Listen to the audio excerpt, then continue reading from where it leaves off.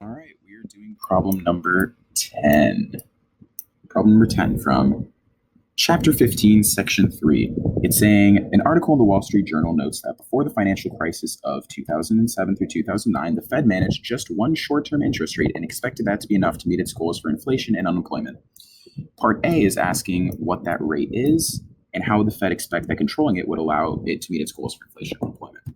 That rate is what's known as the federal funds rate, FFR. That's the rate at which banks loan money to one another in order to,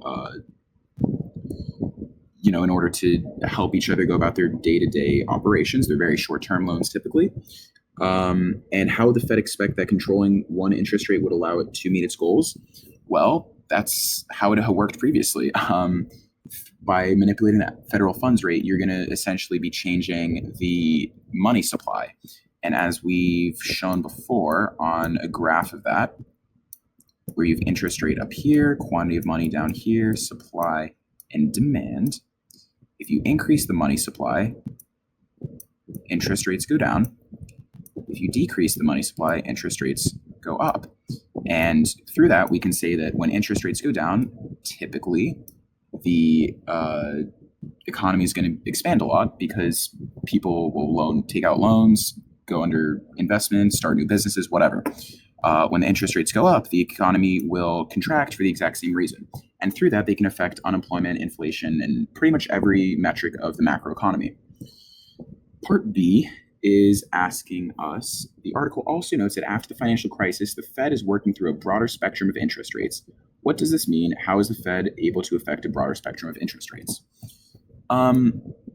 So what this means basically is that affecting just the federal funds rate really didn't do too much because the Great Recession was so unique, so special.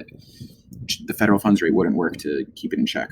And so the Fed underwent a process known as quantitative easing. And basically, they used a lot of their reserves to buy out a whole bunch of toxic assets that were causing banks to lose a lot of money. And this is a pretty unorthodox thing. And among the things they bought were long-term bonds as well as mortgage-backed securities, which contributed a lot to the recession. But that's a whole other can of worms.